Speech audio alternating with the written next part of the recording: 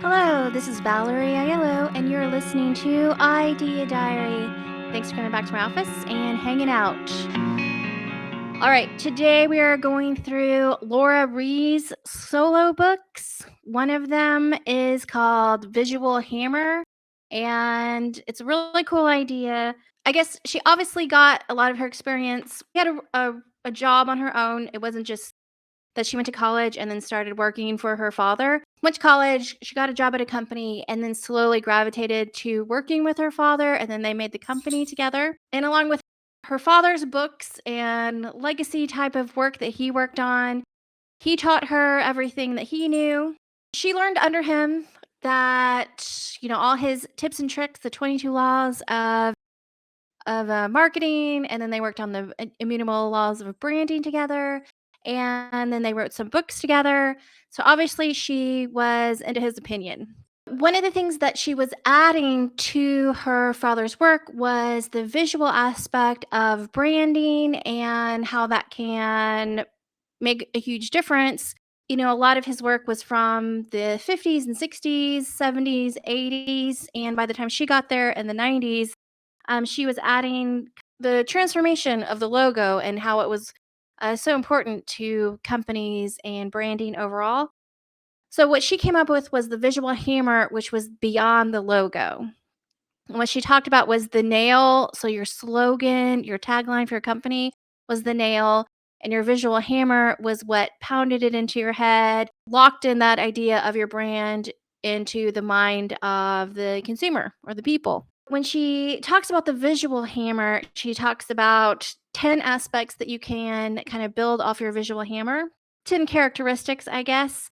And it's shape, color, product, package, action, founder, symbol, star, animal, and heritage. I wrote down the examples that she gave in different conferences and stuff like that, where she talked about how these elements are used for a successful brand and marketing. Let's start from the beginning. So let's go with shape. Shape was a characteristic that a good logo can use to be memorable and recognizable. So obviously the golden arches for McDonald's, that uses shape and color, obviously.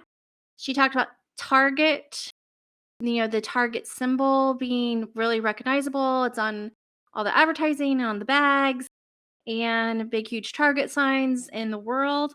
That's an example of a shape, a visual hammer shape. I added a couple. So the Bass Ale logo, which was one of the first logos ever, at least recognized. I don't have the year that it was, but it was a mayonnaise painting. There was a Bass Ale bottle in the painting, and it was a painting of this bartender, this female bartender. And the Bass Ale logo was just a red triangle. So I consider that a shape and recognizable. Mickey Mouse silhouettes, I feel like that's a shape. And the Apple logo, just when you see that apple, you know what it's about. Color, a great example is the Louboutin red bottom shoes. That was an example she gave. I also am thinking about that color, a red-headed girl from Wendy's. I don't know if she always had braids, but she's definitely a redhead Wendy's character. I feel like red is an important aspect of that logo. And Dollar Tree being green and Dollar General being yellow, I really wouldn't think that the color was too important. But considering both companies kind of do similar things, I feel like color is important. So another aspect of a visual hammer is a product. The Lifesaver is candy, being an actual little Lifesavers shape. Lifesaver being uh, a tube, what would you call that?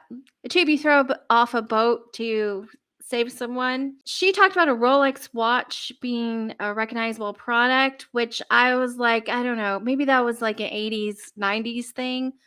But for me, I don't necessarily get that. So an example that I thought of was Converse tennis shoes. Even if somebody is wearing a generic ripoff of Converse tennis shoes, you still think of Converse in your mind. That would be like an example of a product being the brand visual hammer. So another thing she talked about was packaging can be a visual hammer. She talks a lot about the Coke bottle silhouette being a big thing for Coca-Cola. She talks about the Monster Energy can being big, and that was like a big difference compared to the Red Bull can, which was slimmer than and taller than a normal can. And then I just kind of came up with Adidas. If you see an Adidas tracksuit and it has those stripes on the side, or Adidas shoes with the stripes, I feel like that's kind of packaging, or a mix between product and packaging visual humor. Because even if it's a generic tracksuit and it has those stripes, you're thinking that it is an Adidas tracksuit. Action as a visual hammer, this is kind of hard. So the example that she gave was the Tropicana Orange in the commercial, and sticking that red and white straw into it. That would be an example of an action that would, I guess, come into your mind if you thought about Tropicana orange juice, or if you saw that action, you would just immediately think about Tropicana. Some other action things that I thought of was Snap Crackle Pop.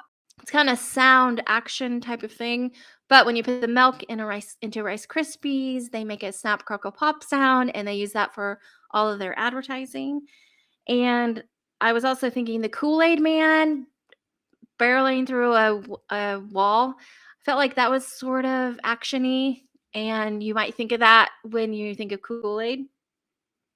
The Pillsbury Dough Boy, when you touch his stomach, he giggles or coos, whatever that sound is. Sort of an action. I thought maybe Oreos, when you're spitting the cookie apart and licking it. I feel like that's a unique action that really only gets stuck in your head with Oreo cookies. Another visual hammer is a founder, can be a visual hammer. Elon Musk, obviously for Tesla, he's like going around, and whenever he's talking, you kind of think of Tesla. She mentions Colonel Sanders. That's like a founder that's now a cartoon. But I get it, it's very recognizable, and they made the Colonel Sanders be a bunch of different actors. Paul Newman, he is a founder that created his own line of products, and all the proceeds go to a charity. He doesn't take any of the profits. So that was like an interesting founder feeling that you get when you're buying one of his products. Rachel Ray made the dog food stuff. She's using her cooking techniques to connect with dog food that is tasty, I guess, and that all kind of works, I feel like. Um, Another visual hammer for a logo, or just branding overall. We're talking like beyond just having a logo. A symbol, the Nike swoosh, which is a very famous logo, obviously. I kind of think like symbol could be the Mercedes logo, peace sign looking thing, but it's a Mercedes sign. The apple is kind of a symbol for the computer. The little blue bird is a symbol for Twitter, and the cowboy is a symbol for Marlboro cigarettes, which I feel like is really old, and we haven't seen cigarette ads in a long time. So it's a little outdated bit of a reference. But the cowboy, I don't know. I feel like the cowboy is a very abstract use of a visual hammer, that it could be several things. So I'm just going with cowboy as a symbol right now. So another visual hammer is using a celebrity. So for example, Bill Cosby being the Pudding Pops celebrity. And Rachel Ray is a celebrity selling the dog treats, but she's kind of a founder also. I didn't make a big list of brands trying to use celebrity to be a visual hammer. Squarespace, I believe, tried to use Keanu Reeves. At least he was in the commercials. But I found that to be a really bad use of a celebrity, because I just couldn't imagine Keanu Reeves, with all his abilities to do whatever he wants, would open a Squarespace website. I feel like that was an unrealistic connection and not so great. But the Pudding Pops Cosby thing was like a real huge connection. And if you're under a certain age, you probably don't remember that at all. But I probably should have thought of some like younger, newer celebrities that sell things that is not a founder. But so many celebrities have just founded their own companies, like Kate Hudson or Kardashians. They all, instead of promoting other products, they kind of just make their own products and then promote that from themselves. So another visual hammer is an animal. Like the Aflac duck is something they talk about. That was a huge campaign that worked really well. Gonna go with the Geico gecko. I think worked pretty well. The World Life Wild Fund use that panda. So if you see that panda anywhere, you know it's them. Twitter use the little blue bird. Chuck E. Cheese obviously use Chuck E. Cheese. So animals can be a visual hammer. Heritage, which this is kind of like an abstract visual hammer. So she talks about Wells Fargo using Heritage to sell their bank. Those commercials are so old, I don't really connect with that anymore. But another visual hammer that I was thinking was USAA. They use kind of their heritage of hundreds of years being an insurance company for military people. Like, I feel like that branding kind of goes along with them and they use heritage with that. And Ford, I think, kind of still uses heritage because they were one of the first cars. I guess I'm going to leave it there. That was the Laura Ries visual hammer kind of topic. I'm going to move on to her next book, which was Battle Cry, which was about slogans. Don't want these to get too long, so we're going to do that in the next episode, and I'll see you later. Thanks for hanging out. Bye.